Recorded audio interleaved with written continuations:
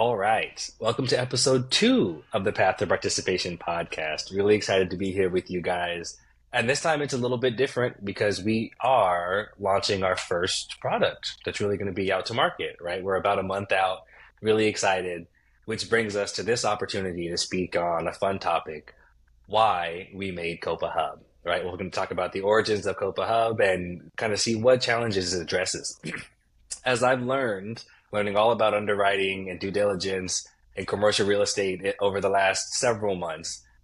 In commercial real estate, underwriting is the backbone of decision making, but it's riddled with inefficiencies, errors, and delays. At COPA, we knew there had to be a better way. So today we'll share the story of how these challenges inspired COPA Hub's underwriting and due diligence platform, a set of AI-powered tools that transforms underwriting workflows and empowers commercial real estate professionals to focus on what truly matters, closing deals and creating value, right? Really want to get into the seat of making decisions, not trying to get us there. So to start, we're joined today, of course, by Trevor, as you guys should know if you're listening to this podcast, our founder and CEO. But you brought along a couple of compatriots from the team. Trevor, would you maybe introduce the guys, and then we'll let them talk about their role that they play on the team here? Of course, I am happy to, so I could talk less and let the experts talk more. We have Mayer, who is the Chief Technical Officer for COPA, and he knows about how things actually work and how he makes the magic actually happen. And then Yinka, or Oya Yinka, Oyelaran, is the head of real estate for COPA, who makes my real estate experience look small. And so he's done asset management and acquisitions and has a longer track record in real estate than I do. And so we're going to be all talking about why we did it, how we did it, and how we're going to be doing more. Very exciting. And maybe we'll go to Mayer first. I think that's who you said first. So Mayer, will you tell us just a bit about how you would describe your role here? So like what you've been doing. It's hard. It's so hard sometimes even these days to so what do you do exactly? But however you would describe the role that you play on the team beyond just the title. Yeah, of course. Yeah. So I've been a software engineer or like really working on software engineering efforts for about 2 years in my career now. And I joined Copa after like meeting him a couple of years ago. And he had this great idea about like creating a marketplace for real estate. I was like, oh, this is a very interesting use case.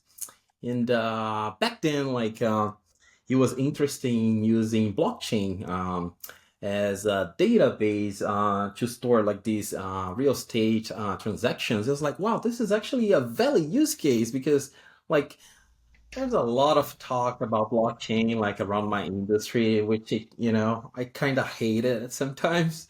But Trevor did have like a very valid use case, so that's how I joined Copa. And in my role as a CTO, my job is actually to transform what Trevor brings to us as a vision for a product and what product manager details about like what the product should look like, and then crunch that into engineering effort, right? So divide up like the first like create like a technical design document with the whole vision how we're gonna implement the product, right? And then start breaking down tasks, and then work with our development team to actually see those tasks being worked on. And I'll just add a little bit because Meyer, you could talk to this a little more. When when I started with COPA, I knew nothing about tech at all, and tech being a broad term and not knowing the difference between front end and back end, why any of that mattered. But then also, COPA Market was easier to build from a technical standpoint. And now with COPA Hub, we've now got 5 developers full time who are full time.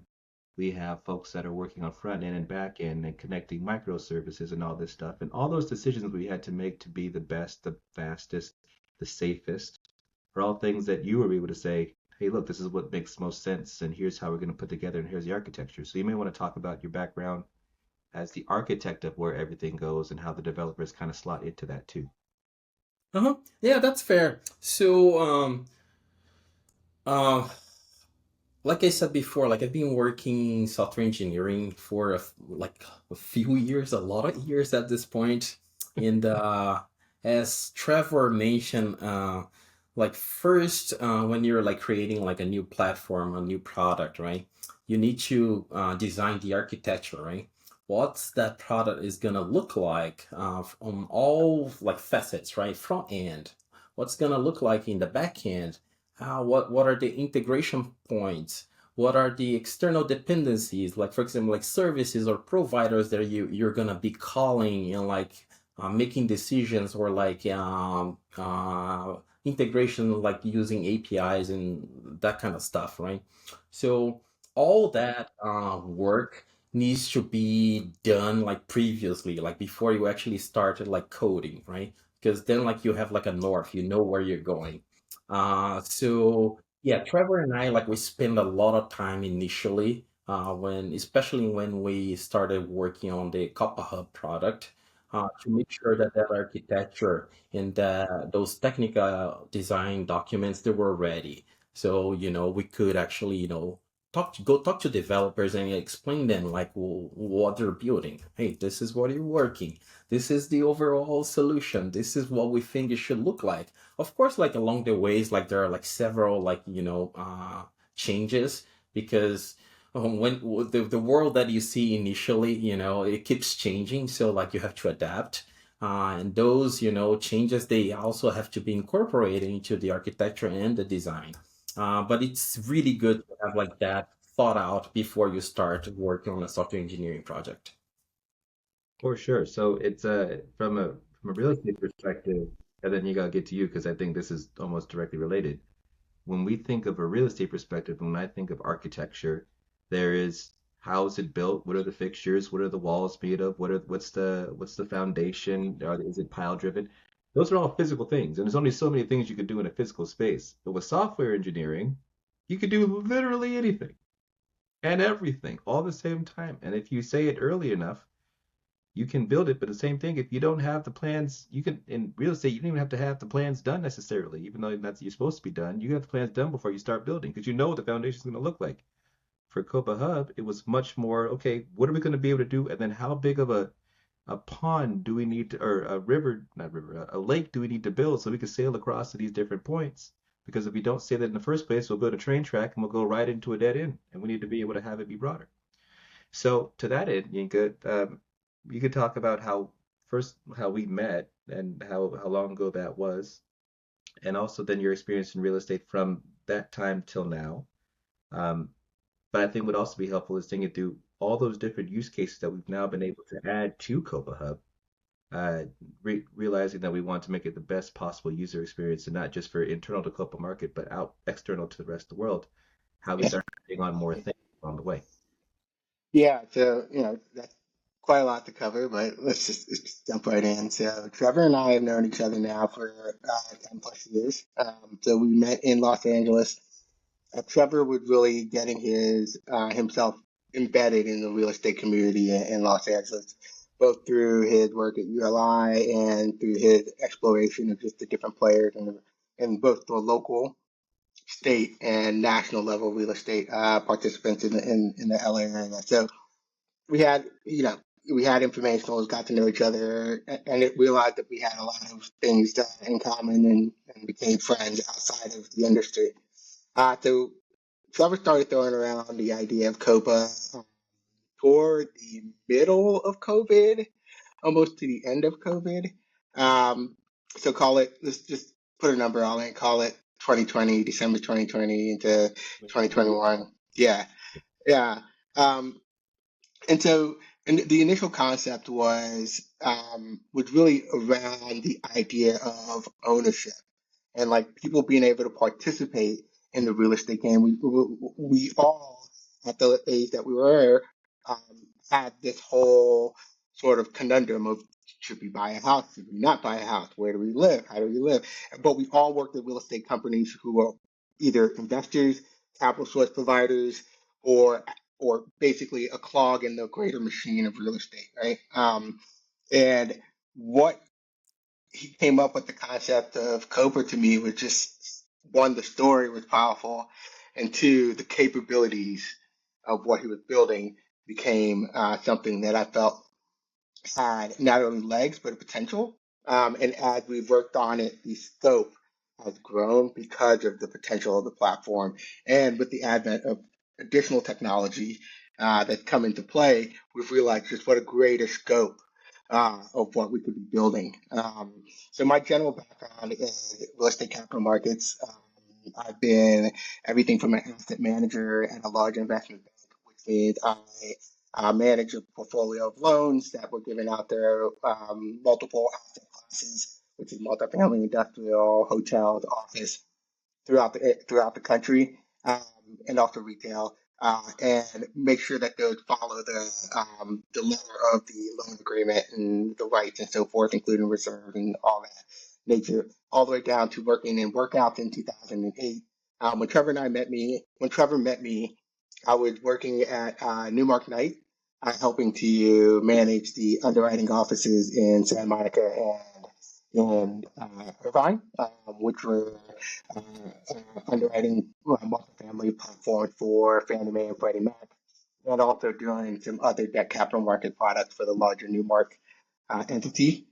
Following that, I joined a startup, an Edison Horse startup called Real Estate, which is a two-sided marketplace but focused on the real estate debt component. And then subsequently worked at a family office in the Bay Area, focused on capital markets and transactions. And what makes KOPA so interesting, and from Trevor's perspective of just the ownership component and the underwriting component, right? So there's certain things that you do in underwriting that take a tremendous amount of time. There's a lot of navigation, communication, email follow-ups. So you have what I call the rudimentary admin responsibilities that flow throughout the levels, right? Whether you're an analyst, associate, VP, MD, there's some component of admin responsibilities.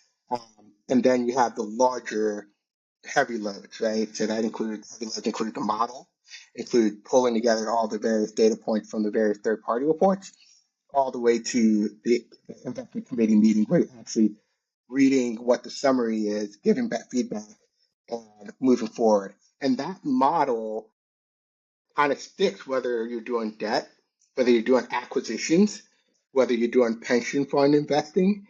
That sort of model of dragging information, input into a model, spitting out a model, having third party consultants give you information, putting together an investment summary, and deciding a yes or no.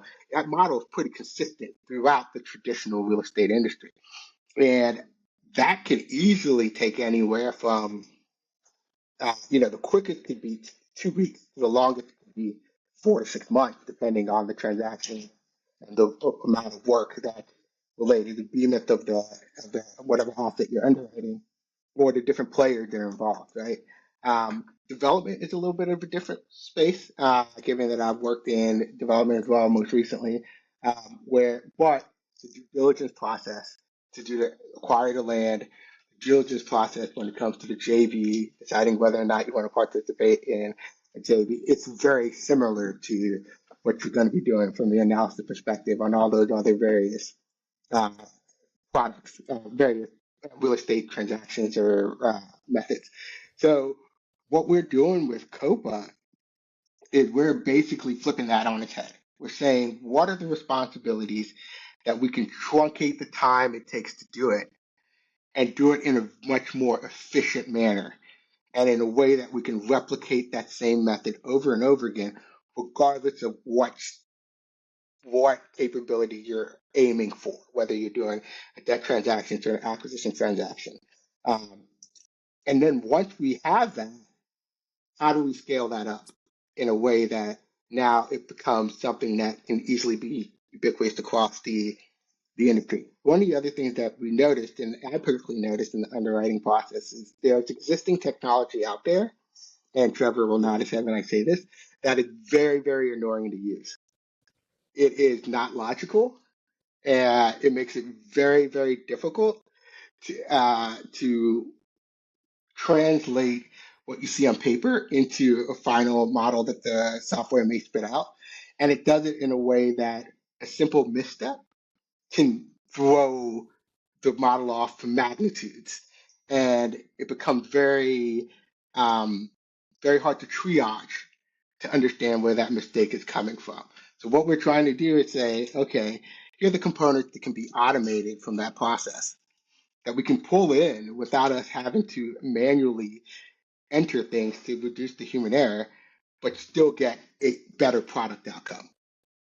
And that would be in any format that you may want, model, investment committee, summary, whatever.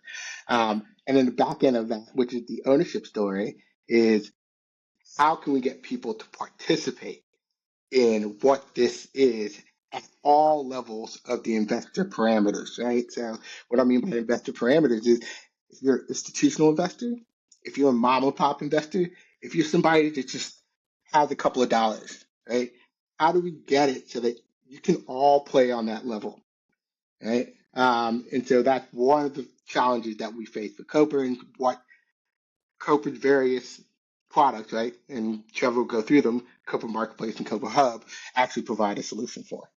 I think that covers the gist of what you're getting at, Trevor, but you did ask me a lot of questions it was, so if I missed anything, You did ask a lot of questions, to be feel free fair. to follow up. No, that was great. That was really good, and it was a very comprehensive introduction that starts to really level us or bridge us into the next phase of conversation. So, right, that was a really comprehensive introduction. I think it was fantastic in that it's going to help bridge us a little bit into this next phase. I did think maybe quickly though, it might be wise for us to, or maybe Trevor, you guys all can. I mean, I was around for this as well. You guys have been with the company longer than I have, so you've got a little bit more experience, and you've been on the journey for a little bit longer. Really interesting, Mayer, to hear you describe a bit of your working flow with Trevor. Very similar for our working flow on the marketing side, but also I was like, oh, you had to build it. You had to get the ideas out of his head and build it. I just had to get the ideas out and like talk about it. I was like, oh, you had to make it real. So I do Yeah. not envy you, Fred. That is quite the task. As I've been trying to wrap my head around the things that you're actually bringing to life, just in a way that we can talk about it. That's what brings us here. But I thought it might be interesting, however brief we can, just to talk about, we know what Hub is and how it got here, but really, at least as I understand it, the goal was to create KOPA Market. Mm-hmm. Right? That was the idea and the mission. Mm-hmm. And again, KOPA Market is, we have to lower those barriers, as you were saying. Once we can lower these barriers to entry and we can automate things, make things more efficient, right? Not just faster, but also better, right? More comprehensive, more accurate. Once we can lower some of those barriers to entry, that actually enables us to get to the mission, right? Like this KOPA Hub is kind of a means to an end. So maybe, Trevor again, or whoever wants to jump in on it, speak briefly about how we came to the mission, we were building KOPA Market, and then realized actually there's a whole separate product within this journey. Yeah, let me actually jump in, Trevor, if you don't mind. So yeah, I remember it distinctly because we were. So I am from what people would argue now is the old real estate style, right? If now that I've been working with KOPA Marketplace and KOPA Hub, I can now call it the old real estate model, right? And when we're building out the marketplace, I was very anchored in what my experiences were because that's what I had experienced before and what I knew to be functional and what I felt like the marketplace had an appetite for. Right? So I was trying to be efficient in an already existing model. And then the more we worked on it, the more Trevor and Co challenged me to break said model and effectively think outside the proverbial box, right? Everybody calls that. And really kind of look at, even though this is what is accepted, is this the best way to do things? Is there another way that we could be thinking about this solution? Is there another way we can think about our interactions with outside vendors? Is there another way to think about? And so the more you look at what's existing out there already, whether it be an API here or a display here or display there, the more you realize the industry itself hasn't caught up to where technology is. And so while we were focused on the marketplace, Trevor's credit, he said, hey, we can just turn left a little bit and effectively capture all this additional, market share, so to speak, but literally augment all these other processes and layer it on top of what we already have. And since we're building marketplace and we're already capturing this data point and we're already building something that's customized for these particular users, what are the other use cases that they have that we can solve for in our process? And from there came the idea of KOPA Hub. And now KOPA Hub is growing to where I feel, and Trevor can correct me, that KOPA Hub is really the center of what we're focused on, and the marketplace, what we were originally our primary focus, is now an augment of what KOPA Hub is. And I'll turn it over to Trevor. Well, I'd say it's an augment, but also it's not. They're two sides of the same coin because we're opening up ownership to your ability to compute and do deals, just like we are to capital. So one side is capital, but the couple market's already done. And Kev, it's okay if we go conversational as opposed to just like giving like actual like answers. Please. All right. Remember, Yinka, we were talking about when we first started, and we talked about the asset management structure, and Of we're course. talking about like okay, we'd add these different analysts, and okay, we'll add this like this will be in this office, and this will be in this office, and this will be in this office, and they will have all these other people all around the world. That's right, the traditional model. That's Yeah. right. And I was like, and in my head, we were talking about this, and I was like, yeah, that makes sense. Something about this seems off. That's a lot of people to employ, and if A I lot could, of capital, a lot of yeah. overhead. And we all, I mean, I think all of us across all industries know what it's like to have the the mess upper, I'll say that the nice way. The person or people who don't do all that great of a job, and then of course it's a few people that are doing all the work, and then you have to make sure you screen for them. And it's like, well, why not just have excellence across the board, have a lower operating cost, and then be able to do more positive stuff by getting that back to profits that are for the people. So the project becomes more profitable. We do a better job at getting that to people, and we reduce the need to have any type of errors because we do a better job with that. And so what was interesting about this whole process is blockchain came along with layer twos that allowed us to be able to be that much faster and cheaper Mhm. and more sustainable. And then as we went through Copa Market and thought about, and it's just this whole tech thing, how do we go down the place from like, can an NFT can be split into little NFTs and little NFTs can go into a wallet and these wallets can then get more, oh wow, that makes sense. And like you're thinking about the world almost like in like Neo does in the Matrix with ones and zeros. And then I had a friend who actually he'll come up with his he'll actually announce it at some point, but he created he was able to actually see cognition in mice. Like he's actually see it, and he was talking about how he programmed it with Python and did like machine learning stuff. And I was like, what? I thought all machines just do is do computing. They're like, no, no, they do. He does. They do other stuff. And we had this long conversation.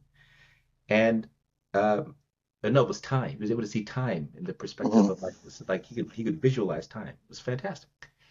And so as that happened, I was like, well, you can visualize what time looks like such an abstract principle, and you can see how things are aging with numbers. That anything I want to do with real estate can't be that hard. Like that's not a big deal. And so as that happened, and then Meyer, when we talked, and you can take it away from here, but is when I was like, well, at the end of the day, the normal real estate process is, as Yinka said, boring, do it over and over again. And the process of trying to get through is it's supposed to be about quality. If this were like a manufacturing process, like a Toyota process, it would be considered extremely slow. But then what we're doing essentially is like as every person does things over and over again and gets things wrong, it iterates, it iterates, it iterates. Then they go to the next person, they iterate, and then they get it back, and they keep on going back and back in circles. And then even at the end of the day, the ICM or whatever typically has something wrong in it because you've done it so many times and it's 3 in the morning, you're tired. We're essentially taking out the need for all that, and each thing inside of itself is saying yes, yes, yes, yes, yes. It's building on itself to know for sure. So when we started talking about how do we add the AI stuff into it, and what does that mean, and how do we actually compare things to each other, we were taking out what needed to be done from like what actually had to be done in the real world for a human to be able to understand, and then we would break it down into ones and zeros. How does it actually look like in the back end? So Mayer, and as you were thinking through the difficulty in how to create something like this, because for us it seemed like it was doable, but it seemed like it'd be really hard. What was your thought process in kind of thinking through how to make that tech thing actually be able to represent what we want to do in real life? Yeah, that's a great question. I so like in my past role actually, I worked for 5 years on a platform engineering team, and so platform engineering for people who don't know, it's basically like when you work like for like a big like tech company. I was like in the social media space, for example. It's basically like a set of like microservices that are used by other products to gather data or like to do like data transformation or to store data, right? So you have like this set of like microservices that is like the base layer that the rest of the services running on top of that is actually responsible for driving your product. For example, let's say Twitter, right? You have like a timeline or X now, but you have a timeline, right? You have a service that is responsible for that, right? But that service doesn't know about users, doesn't know about Twitter, right? About like posts, it doesn't know about the graph, right? So it needs to call like what we call like infrastructure services that are in charge of like the holding, storing, and transforming this data, right? So I've always so like that made me like really comfortable like creating abstractions, right? When you're trying to create a product or like create like uh, a solution, and because like if you do like this the right way, right, you essentially like create a product like a platform that can be that is extendable, right? So if you decide like to add like a separate solution in the future, right, you can still rely on this set of like platform services because the data is there. Like what you do with the data, it's a business decision. You do what you want. Uh, so when Trevor came to me like talking about KOPA Hub, I immediately went there. It's like KOPA Hub is just like it's just a platform that we can build like services and like on top of it. And like what Trevor and Inca like described to me, like I could see immediately, like that's a workflow, right? You have like a set of nodes, which is like your analyst, right? And then you have like those vortices, like connecting those analysts. Those are like data transformation.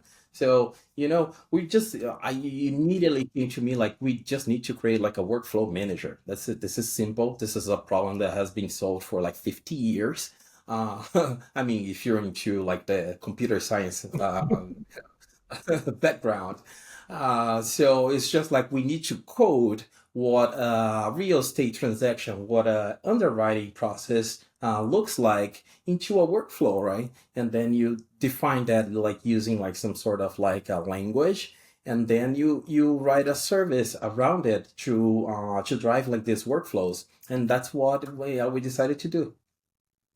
It was funny. I Make it think sound oh good. sorry, when we first talking about it, you're like, that doesn't exist already? And I was like, no, it That was doesn't. exactly my question, right? Because, like I said, like workflows. It's a problem that has been solving CS for like 50 years. So I was surprised to see that it was not being used in the real estate industry. Yeah, and like just I've never worked with real estate. This is my first project ever touching the field. So yeah, I've been relying a lot on Trevor and Inca to educate me uh, on this all the processes around it. But I do want to point You out and I that both. like my air not being in the thick of it is actually extremely helpful. Because it's, somebody that's not in a space that can easily say, well, why? Yeah. That why is extremely valuable when you're doing iterations of things. You're trying to do, improvement on things. And again, going to Trevor's point of like thinking outside of the box, that why is very important. Like, does this really need to be linked here? Do you Mhm. really need this data point here? Does it add value here? And rethinking the whole process along that line, makes a lot of sense. I think Yeah. that's where Yeah. the spirit of disruption can come from. And that word is so used and it was overused 10 years ago. But disruption it's overused. But again, bringing in somebody, Mayer, this is also my first project foray into this field in any way. Like I've bought and sold a home before and Yeah. still didn't. I was like, I don't know. I paid people that I trust. It was a friend of mine's wife. This is the guy. I paid people that I trust. I don't know, really far away from my space, but that does, it really enables us to ask, why do we do this? Yeah. Or do we need to do this, right? What are all these things? And Yinka, like you're saying, when you come from an industry that is, so very old, right? I mean, as far back as at least the country can go, like ownership and who owns what is really, really Mhm. all the way back. The process has been there. Some things become tradition. Why do we do this? Oh, I don't know. That's the way I've always done it. Yeah. But having people from outside the space, it really enables us to ask those questions. And then you all having such deep expertise and being flexible and nimble enough. That's the word I was thinking of when you were talking, Maya, about the program. I was like, oh, it's nimble, right? It can Mhm. work and function in different ways and different routes. And Exactly. so again, you two having that ability as well, I think has enabled us to get the best out of this and drive us in the right direction, right? Where we are we are tackling something that needs to be tackled. I laughed at that as well, my air. It's like that doesn't exist yet. And it's like, well, the solutions, like the framework of the solution exists, but you would need to gather the expertise with the entrepreneurial spirit. First of all, somebody who wants to change it. Yeah. Then you have to have the deep expertise to know what to change, and then you have to find somebody with the expertise that and the skill set to actually build that, right? And so it's Yeah. it's one of those things where you look at it and it's like it'd be valuable if someone did that. It makes me think of something like, and maybe I'm wrong because I'm not a tech person, so my ear might laugh. Makes me think of like FaceTime when we were talking about video calls since the Jetsons, and it's like, so is somebody going to do that? And it felt like it had to be Apple to do it. I mean, there were some Skype and things like that, but we're like, we could envision video calls here when I was a kid, when we were kids. It's like, well, Definitely. someone's going to have to do it, and that's going to be really complicated. So whenever they have the time, money, and expertise to do that, I'm sure somebody will. And then all of a sudden, it just exists, and now it's something that we have as humanity, right? It happens really quickly. So Yeah. I've been really impressed, and it has been a gathering. Trevor, to your credit, even further, of gathering people from such different spaces to be able to create something that again was in your mind, and also to enable us or allow us to fine tune and push back and help to shape that vision that you had. I think is how we got to where we are, which again is a bit of that story we were telling, right? We set out to make really a fractional real estate investing platform and realized before we could get there, right? Before we can build this type of car that goes so fast, we actually had to build a different engine inside the car. Mhm. So then we start talking about engine, and it's like now as we're building the engine, it's like other car companies come over, like, hey, what are you guys doing with that engine over there? Can we use some of that?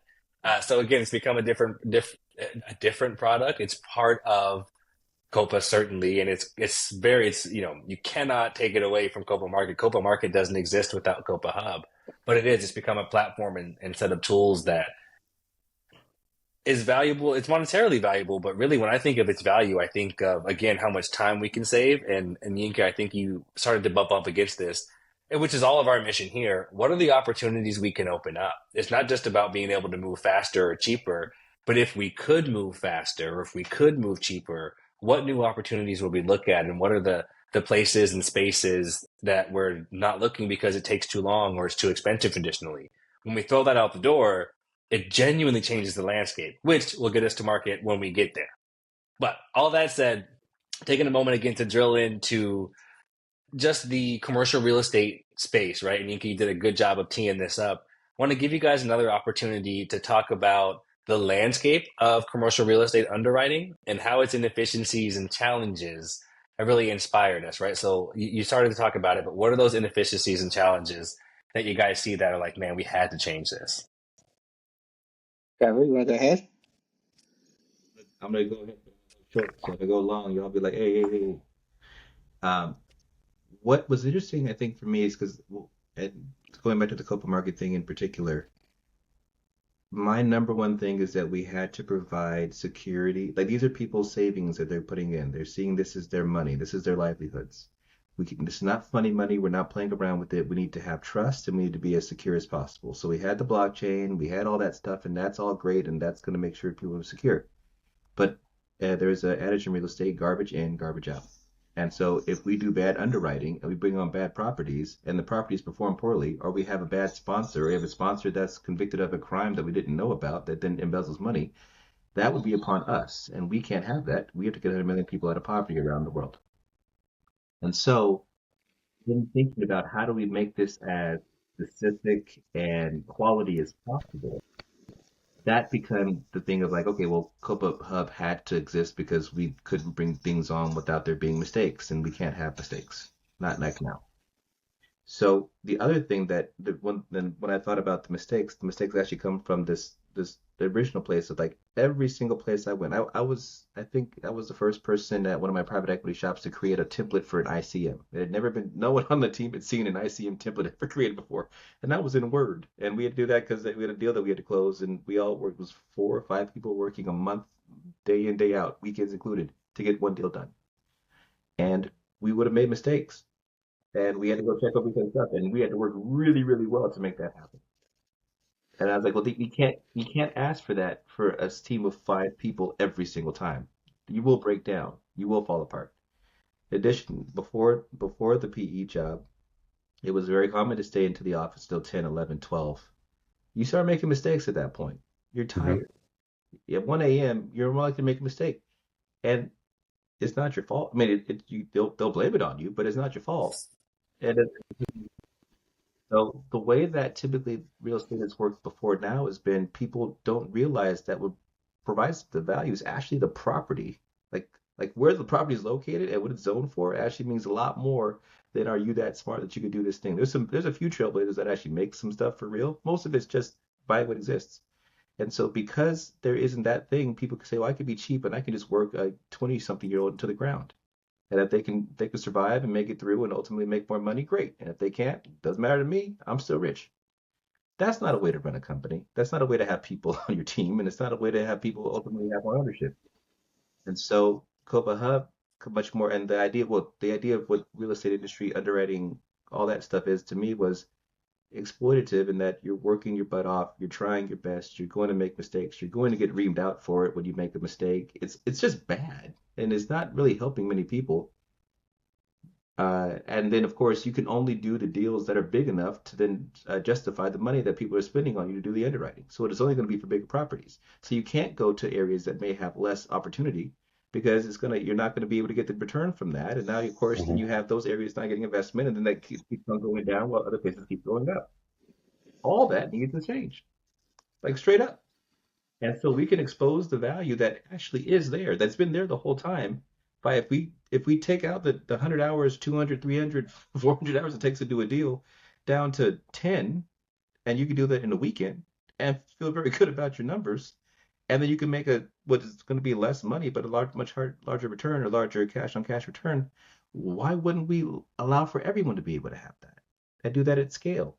And then also, if you want to take an experiment and you just do different types of properties, different types of ways to set it up, different adding more community space or adding more solar panels or whatever else, if you can do that, why wouldn't you be able to do that now that you can actually see what this value is for you? So we can actually do something, and it makes it more economically feasible. We always had to make whatever we did feasible.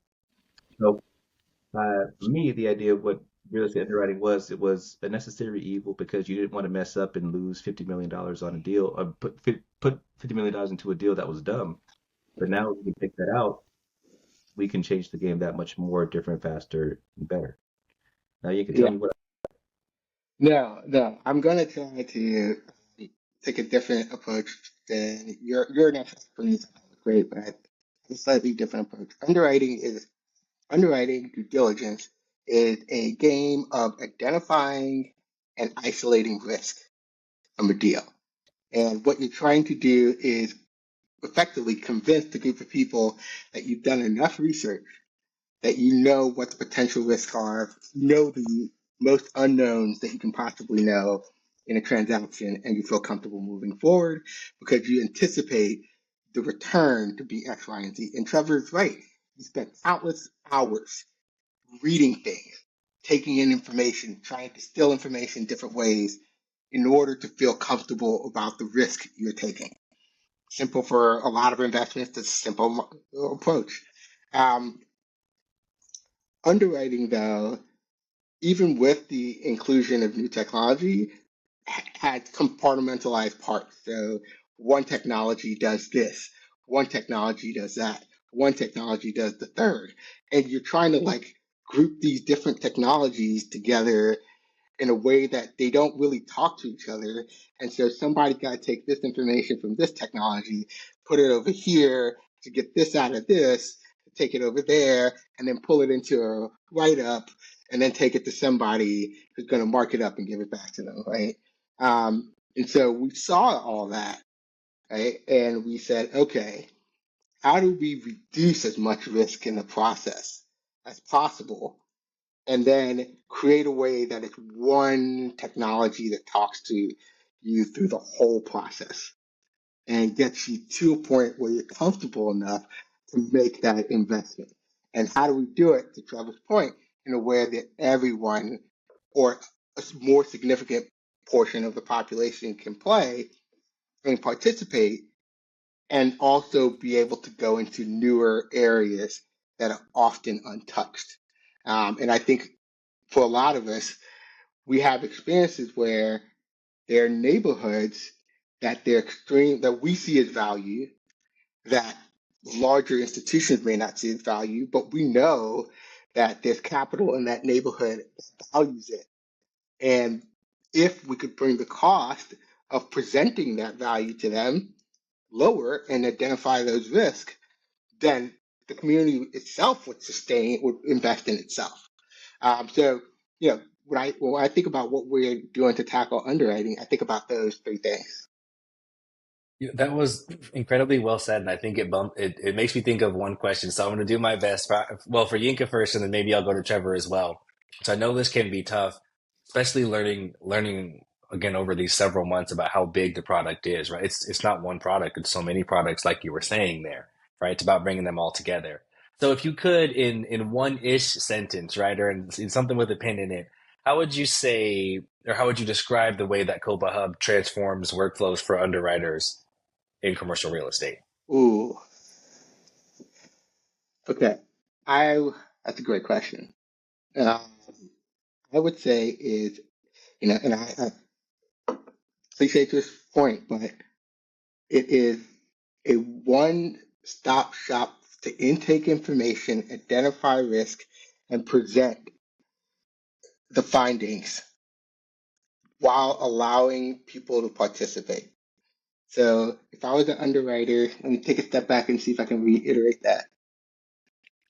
It's a way to streamline your workflow, capturing the data points that present the risk needed to create a final product that can be presented from an underwriter's perspective.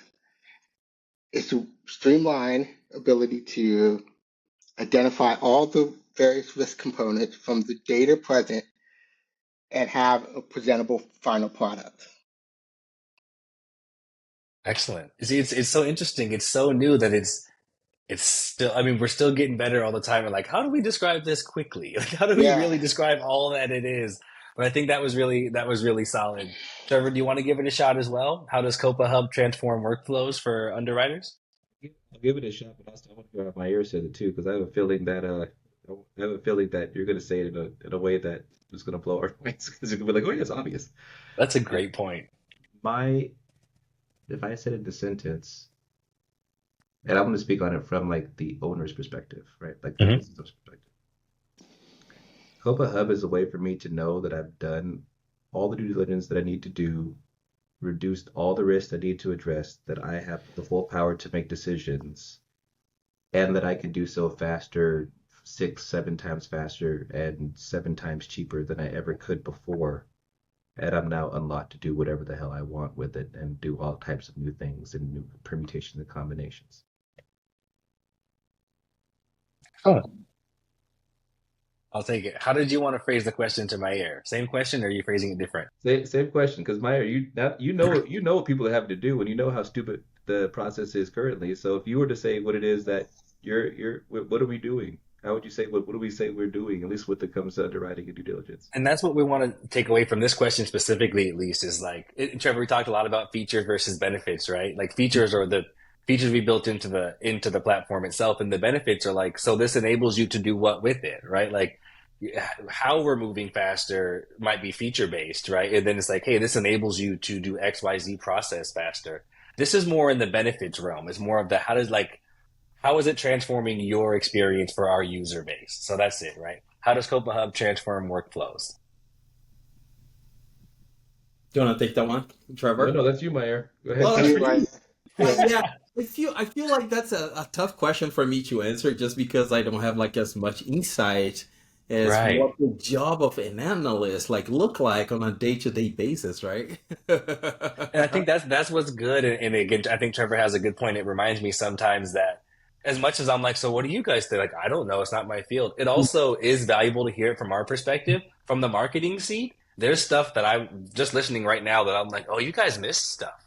Like the oversight, the part where you oversight, like the ability to go back and identify where a mistake was specifically made, Mm.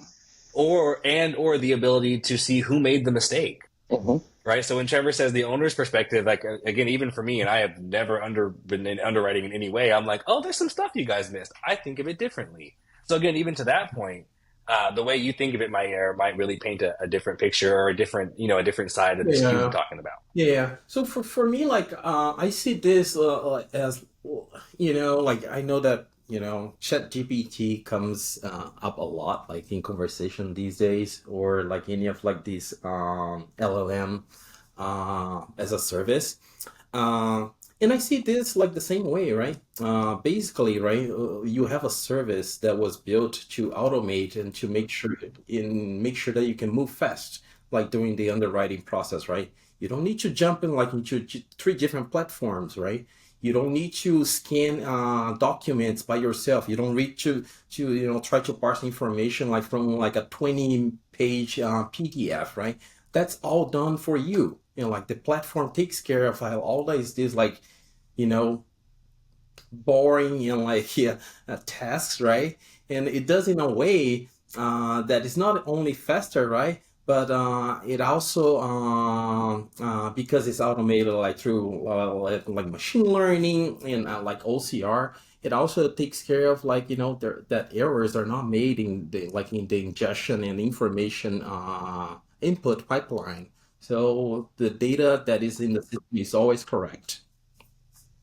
That's so interesting. It makes me think of, and Trevor, you might laugh at this. It makes me think of, I say this all the time again in the marketing space. I'm like, oh, I want to get to the fun stuff. Like there is activities or work that I'm like, that's the fun stuff. And then there's a lot of stuff that I'm like, well, I have to do that before I get to the fun stuff.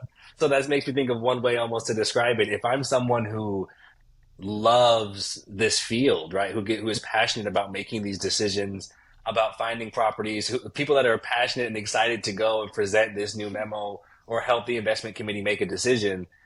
It keeps you in the seat doing the fun stuff, right? It keeps you looking at making the decisions, doing the stuff that you actually love to do, and keeping you here for the reasons you're here, and can reduce not and again not just reduce the time, but also make it faster and more efficient, like truly make it smarter and better. Of all the not fun stuff, the less than fun stuff. It literally is that. The way that I almost think about any of this stuff, and my era is actually thinking that uh, for our purposes, almost COPA is almost GitHub, right? Like the ability for people to work across teams, put stuff together, make sure that everything, the code is right, that they see at all times. It's like, oh, that's kind of what we're doing, and it's all streamlined. And then it's like, okay, does this work? Cool. But it's even more so because the building itself is the thing that we're solving for, as opposed to making some type of code.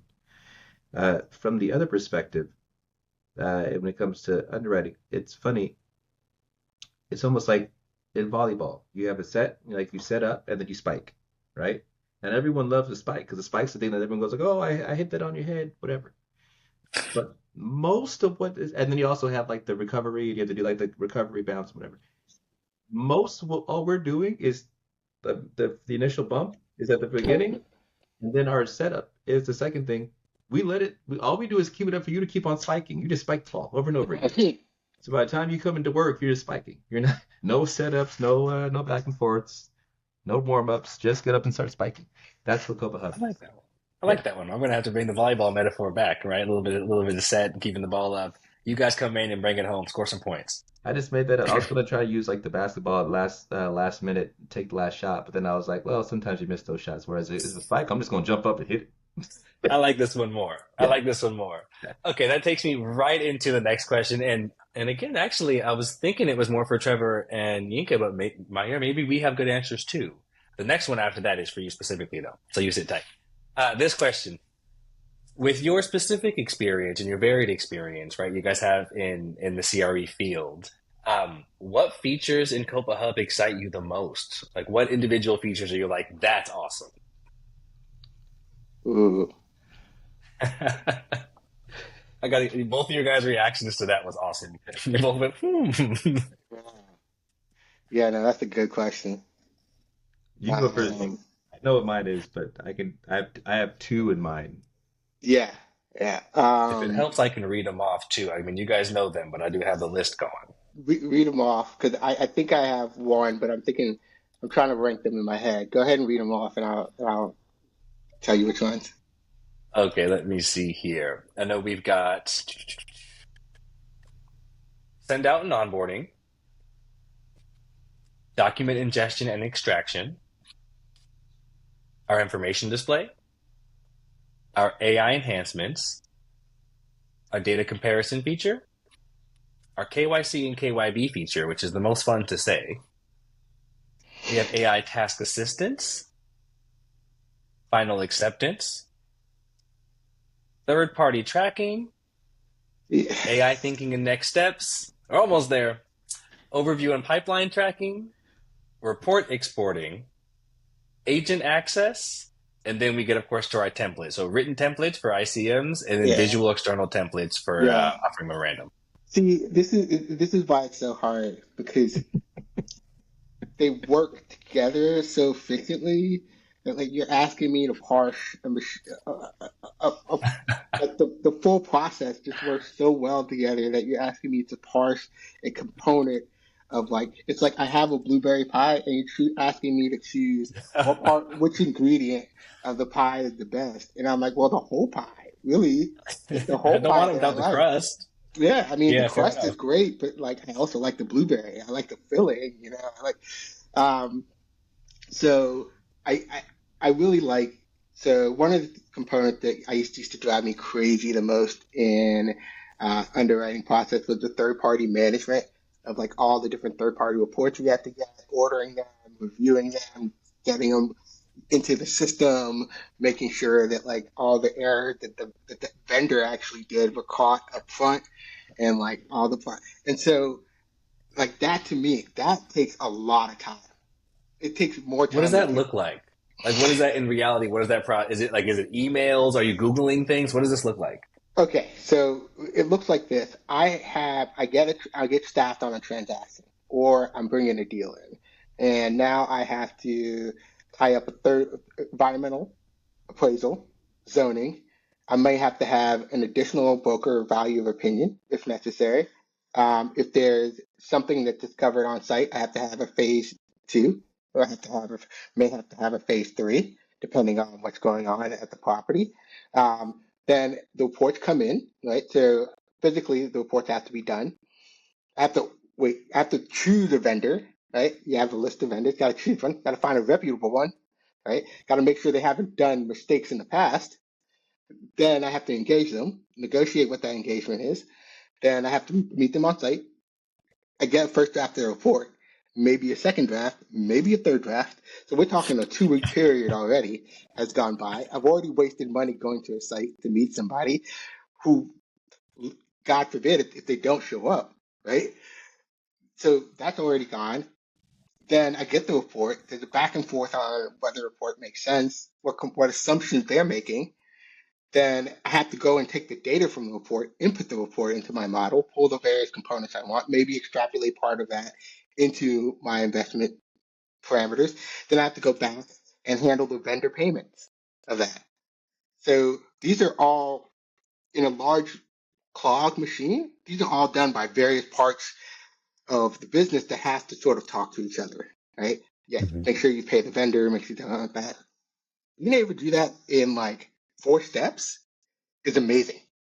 Like a deal comes in, KOPA Hub, the appraiser, all the third party reports already out the door. As soon as the deal is on, engagement letters are already out. As soon as the sponsor selected the vendors or whoever selecting vendors, the engagement letter is already out. That's already in action. Literally the day that it's on, it's in action. I don't have to hunt anybody down. I have to wait for emails to come in. It's gone. It's already working. Reports come in. I don't have to worry about doing the initial review. It's already done. Right? The AI component that my AI works on pulls in a lot of the data points for me already into the model. Uh, it's the ability to track the different points that I want. It's incredible. And then I already see what impact on my returns or impact on my projections or my model based on the same time as that's coming in. So there are all these things that happen that, that in the process that I don't have to worry about on a day-to-day basis. Right? So you imagine you're on 4 or 5 deals. I come in the morning.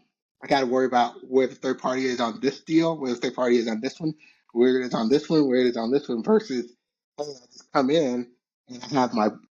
This is the second part, my interface, right?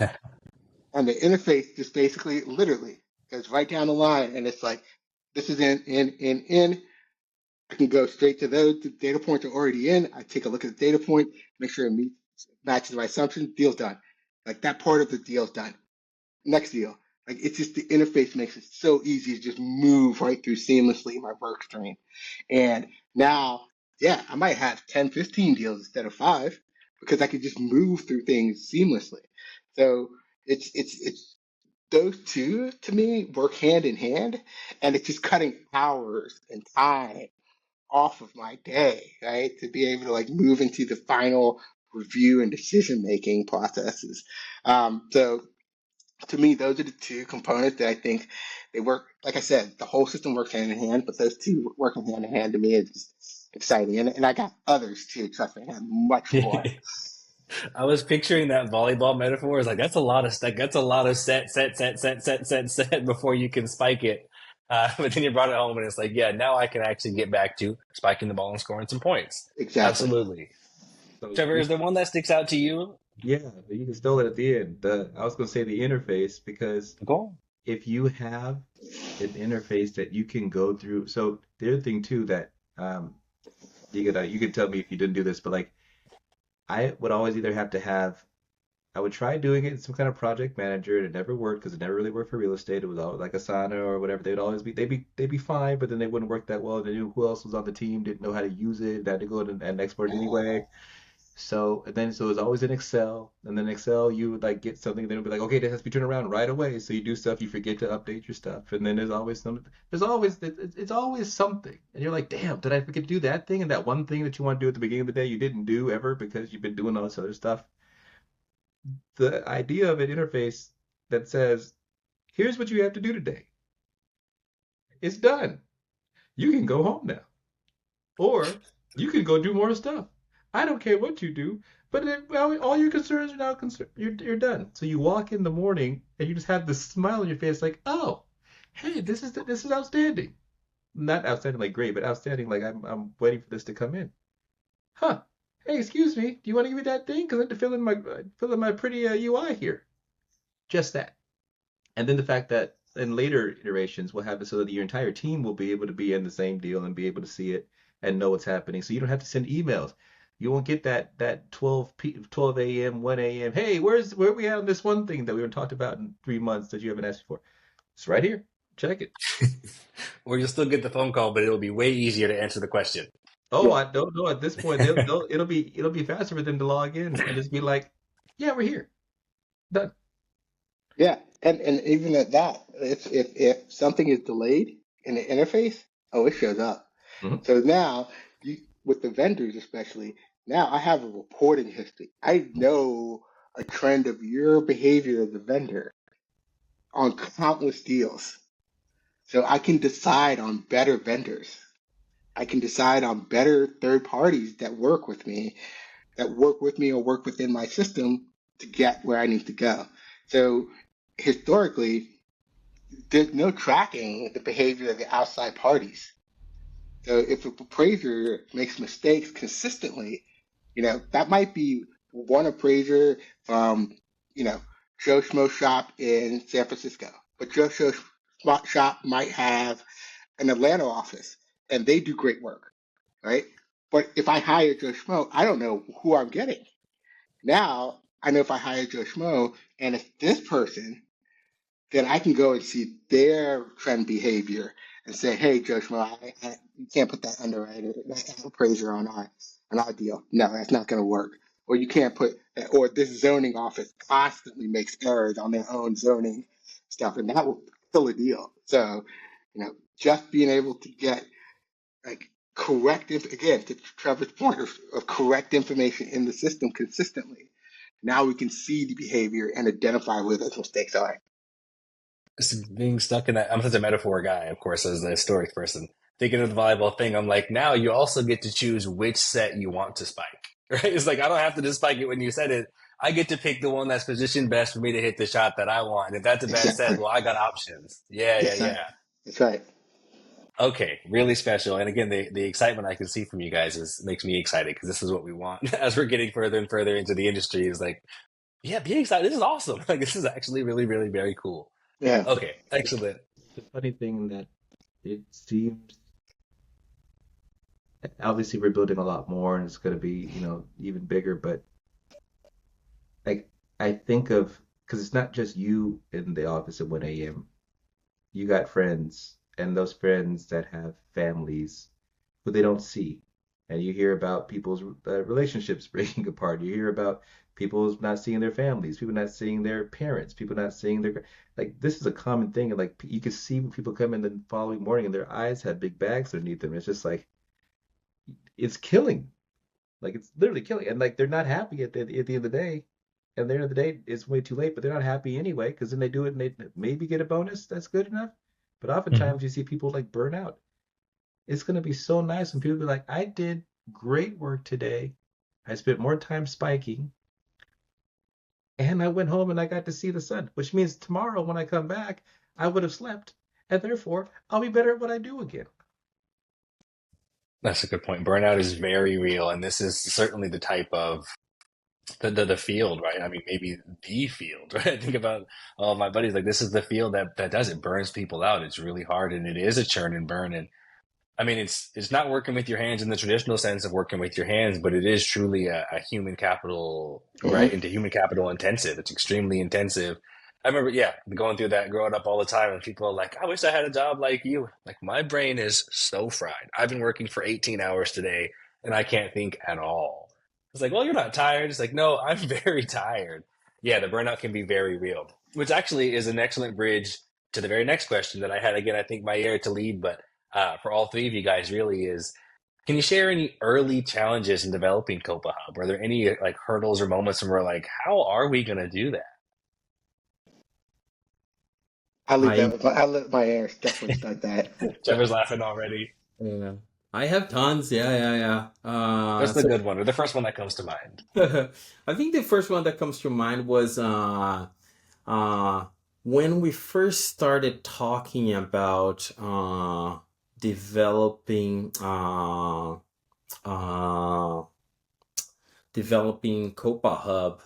I wasn't sure about the capabilities as far as like ingesting documents and making like intelligent parsing because I first like I wasn't up to date on like the state of art that was in the field because like I haven't worked with like this type of problem for like a few years now. So I was like, oh, that's gonna be very interesting to work on to see if we can actually solve that problem. That was a problem that I wasn't sure we were gonna be able to solve. Yeah, yeah.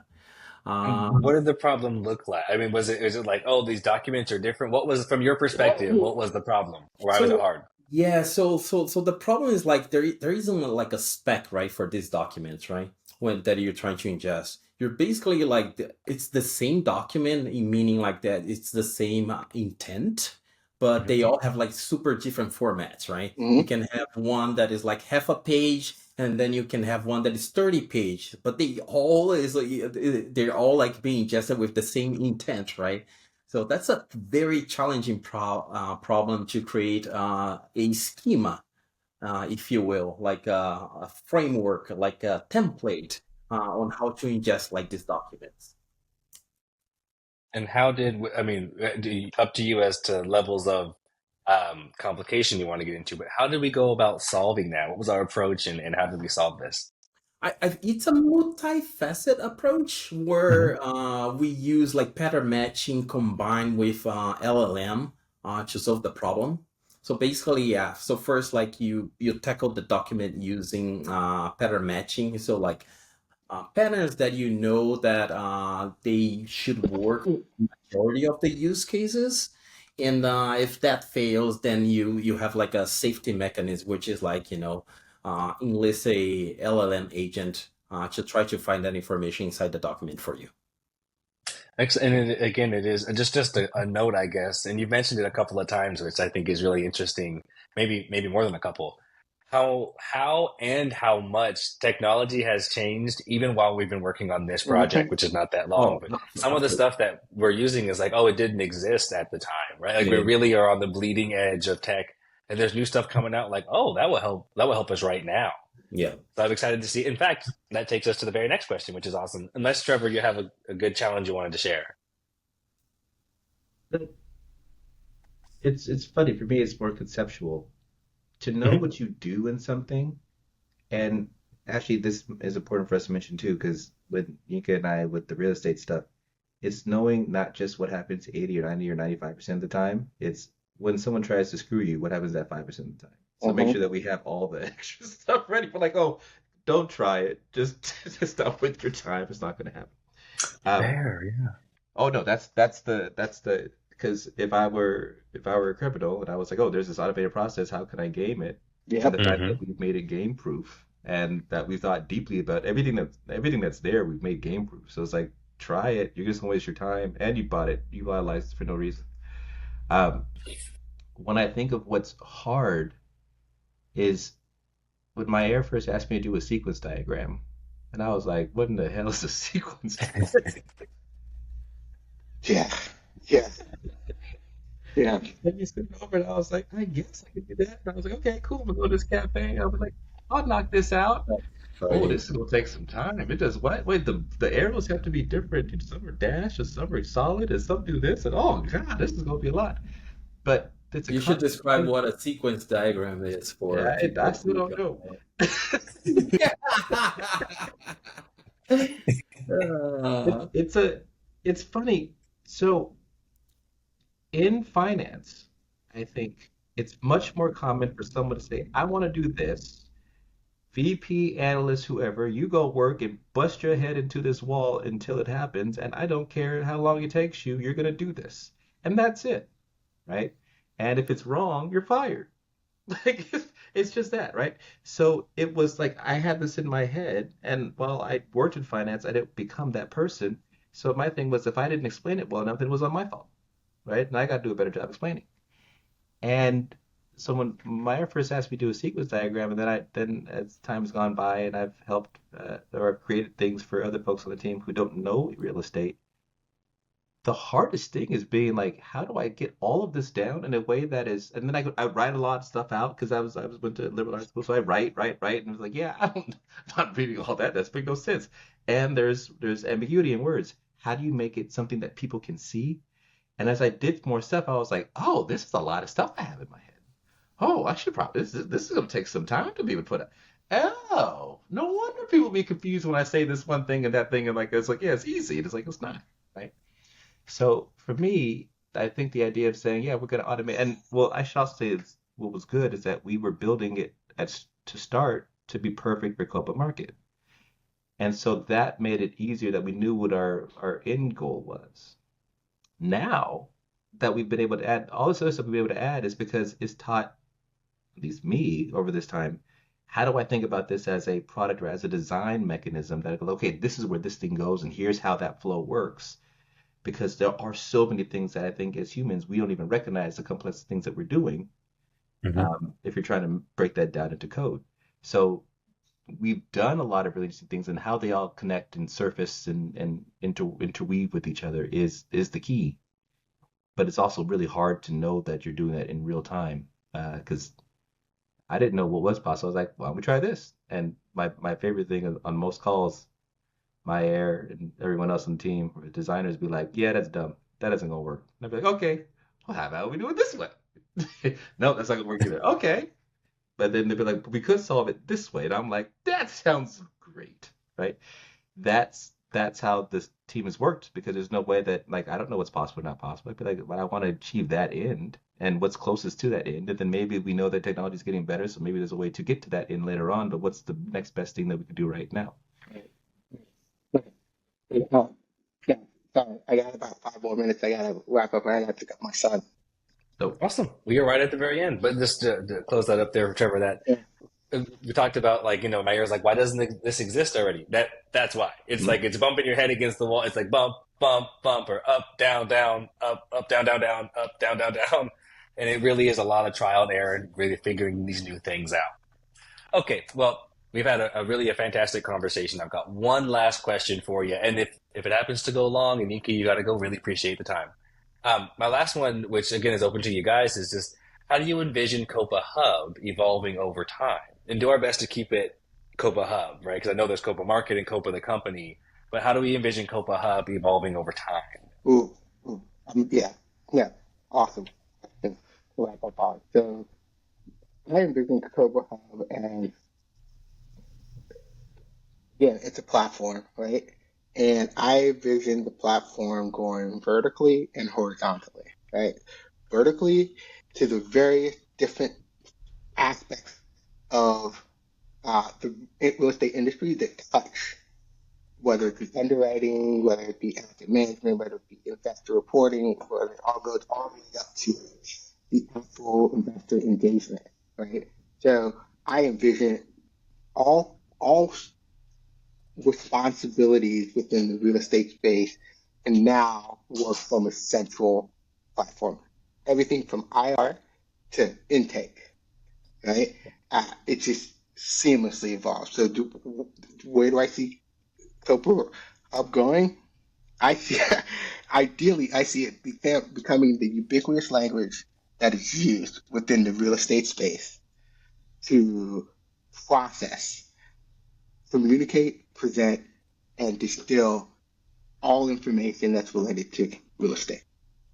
And to your point, distribution as well. I'm stealing that. That was a bar you had there. I'm stealing that quote. Absolutely. Amazing. Amazing. And the other guys? you want to know Uh, mine? I see Copa Hub as a platform, like Inca just mentioned. So, it's a platform. So we'll not only like be adding like functionality and new features to Copa Hub, right? But we're gonna open it up, right? Creating APIs. So let's say that you're a small bank, right? You don't have this type of capability currently, right? You can just integrate using our APIs, and you basically add like the capabilities into your existing products. And also, on top of that, we're going to be creating more products and more solutions on top of Copa Hub in order to extend and add like more functionalities or maybe even create different products. Yeah, on top of it. Right. Right. All right, Trevor, bring us home. I think of it, there's data ponds, there's data lakes, and I think of it as an ocean. Instead of us being, instead of oil tankers, imagine if you had an oil tanker with unlimited fuel and it was a speedboat. Because in reality, these properties will be able to go from one place to another, to another, to another quickly, efficiently, and to different ports of call as they need to be able to get to share the information. Everything Yinka said. Um, and as we add more, because we have this set of standardized data that perfect fidelity that we know works, we just add more beneficial things that you can do with it. More different ports of call you can go to if you want to. You might be able to start in New York and start and go to DC, but eventually you'll be able to do that and go down to Bahamas and go down to Rio and Salvador. So my thought process is we can get there. We'll get there really quickly because we already have the roadmap in mind for all the different products that we'll be adding and the different pieces with the other services within the real estate industry, in addition to just finance that we're going to be able to go after as well. Amazing. There's a lot to do, but you guys did a great job of capturing where we are now. I really appreciate it. And that's all for now.